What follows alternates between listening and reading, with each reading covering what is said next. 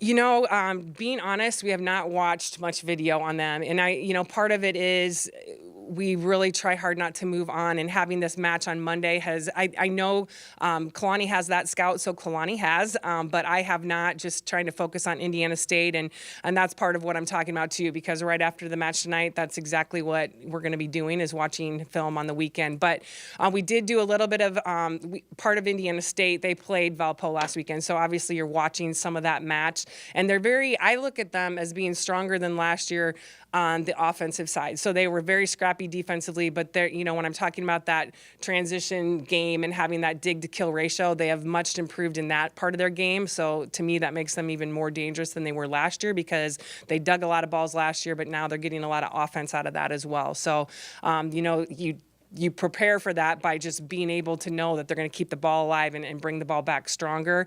So we have to make sure we're doing a good job in transition and base as well.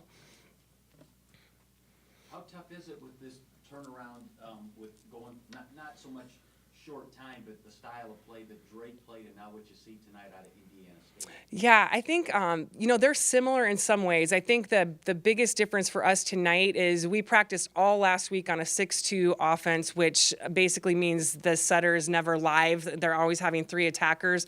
And we did that because we haven't gone up against a team like that. So I think that's the biggest challenge tonight, because we are playing one of the most active setters that we have seen so far this year. So if they're in system, they're going to be able to attack. And we had very little practice with that. We did a little bit of that last night. And it's amazing how much of a difference that is. You think it'd be easier because you only have 2 attackers, but that setter being able to attack, and if it's somebody that's willing to do that and is good at that, she attacks all areas of the court. She's I wouldn't say she's as strong as Bree Payton was when she was here, but she is able to attack all those areas of the court. So you can't just shut down one area with her. So I think that presents more of a problem. Otherwise, I feel like a lot of their attackers are very similar into the way they attack the ball in the areas of the court that they hit.